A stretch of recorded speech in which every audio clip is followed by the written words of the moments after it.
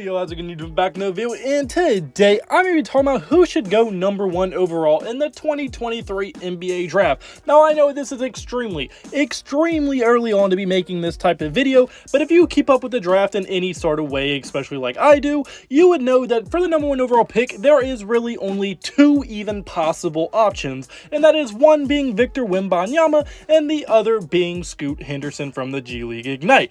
And in my opinion, and a lot of other people's opinion, these are by far the two top players of this draft class. Both of them are going to be very good, but in this video, especially because they just played against each other, I want to go throughout their intangibles, their talent, their potential, all the things like that I'm going to be getting to in this video. I'm going to be talking about who I think overall should probably be going #1 overall. Now, since this is so early, obviously this is subject to change, and this is just my opinion, but if that does sound interesting to you, please hit the subscribe button and the like button. It means the absolute word to me. But without further ado, without running on too much, let's get right into this video. So the first thing that I want to get for this video is going to be the intangibles and looking and comparing both of them together.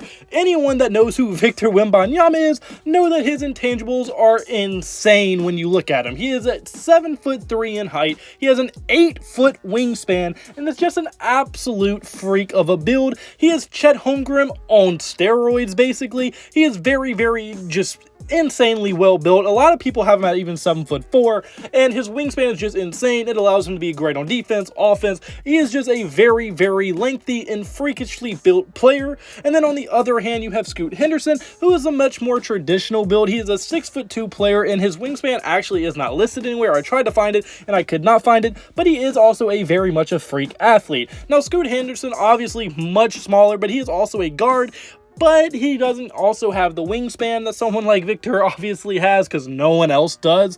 So when it does come to intangibles, it's really not a fair fight, just because Wembanyama is one of the most freakish players to ever come into the NBA draft, and that is why when it comes to intangibles and things like that, it has to go to Victor Wembanyama. I don't think it's really a debate. It's just because Victor really would beat pretty much anyone that has ever been drafted before in an intangibles battle. It's just, there's just absolutely no contest with pretty much anyone that's ever been drafted #1 pick throughout any other draft. Like, it's literally a no contest for anyone else. Victor Wembanyama for intangibles is taking this one. And now the second thing I want to give for this video is going to be what their current talent level is at. If you look at them both right now from a skill perspective only, who is the better and who is the winner of that? The first person let's get into is going to be Scoot Henderson. As of right now, Scoot Henderson can make his own shot. He can play defense. He's a freak athlete. He has a very good handle. He's a solid passer, and he can really just pretty much do anything you want your guard to do.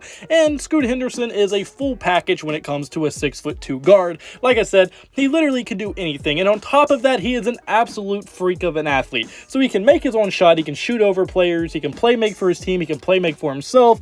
He literally can do anything, and then you add on top that he has Russell Westbrook like athleticism, but with probably a little bit more talent and skill than what Russell Westbrook currently has. And then if you go over to Victor Wembanyama, what is he at? Now, although he does have a ton of skills for a 7'3" guy. Like, he is insanely talented for a 7'3" guy. He can shoot over people. He can make his own shot. He can do a lot of things, but his ball handling still is not ideally there. His perimeter defense is not all there yet either, because of how long he is. It makes him a little bit slower. Not that he's slow, he's just not the quickest of players, and he does have a little bit of slow foot speed. So, I mean, from a talent perspective, he does need to polish up his ball handle. He needs to polish up a few things. Even his jump shot, although it is already at a very high level for a 7'3" player, if you put that jump shot into a guard or wing's body, then it's no longer as impressive as it is with him. So I do think he does need a little bit of polishing up to do. And now that is no way to say that he is not going to polish it up. He's only 19 years old. He's going to get better. He's going to polish those skills even more than they already are at a 7'4" build. But from a purely current talent, where they are at right now from a skill perspective, you kind of have to give it to Scoot Henderson. Now, I'm not saying he is the better player or anything like that. As of right now, I'm not saying that. But from a purely polished skills, you can't tell me that Victor Wembanyama right now has a better ball handle than Scoot Henderson. You also can't tell me that Victor Wembanyama can guard the perimeter better than Scoot Henderson. And another thing you can't say is that he can pass better than Scoot Henderson as well. So from all those perspectives, right now, Scoot Henderson, from a purely skill and polish standpoint, is the better player. So from a winner perspective of current talent, I have to give it to Scoot Henderson. And now the last thing I want to give for this video is going to be their potential from both players. Where can they possibly end up by the end of their careers when it is all said and done? So the first player I'm going to get into for is going to be Scoot Henderson. Now Scoot, he does have tons of skills that are already very polished. He's coming in at a very high floor,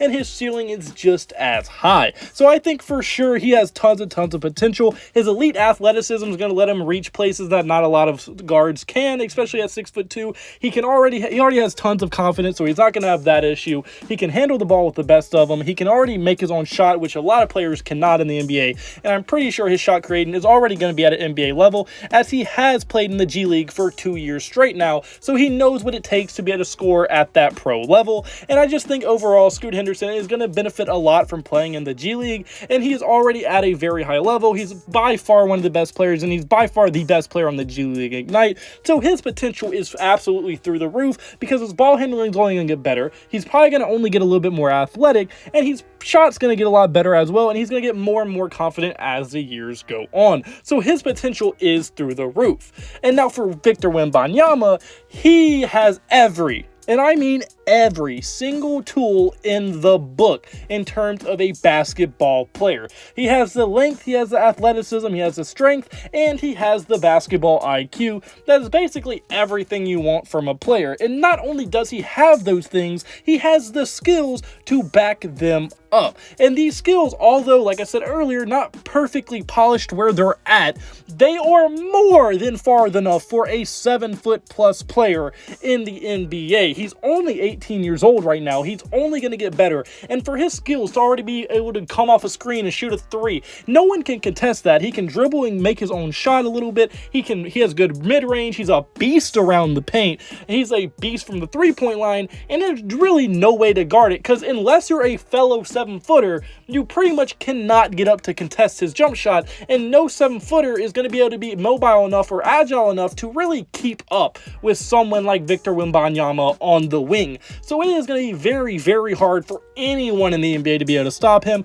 He's going to be taller than everyone, he's longer than everyone, and he's damn near going to be better than anyone that tries to guard him, just because of how unguardable he is as a player. So if it goes to potential, I have to give it to Victor Wembanyama, and that means he won 2 out of the 3 categories. Therefore, in my opinion, right now, barring any injuries, Victor Wembanyama should be the #1 overall pick in the 2023 NBA draft, pretty much regardless of who has the pick. And I think a lot of people would have to agree with me. After seeing them play each other one time, I'm not counting the second time, Scoot Henderson played for literally not even the whole first quarter, and then he got injured or something, and they sat him out for the rest of the game. And then Victor Wembanyama played the G League Ignite. Wembanyama had another great game against them, and he played back-to-back very good games, and that is against G League competition. Now, it is the G League Ignite, which is just a whole bunch of 18-year-olds, so you have to kind of take it with a grain of salt, because it's not like he's playing actual top-of-the-tier G League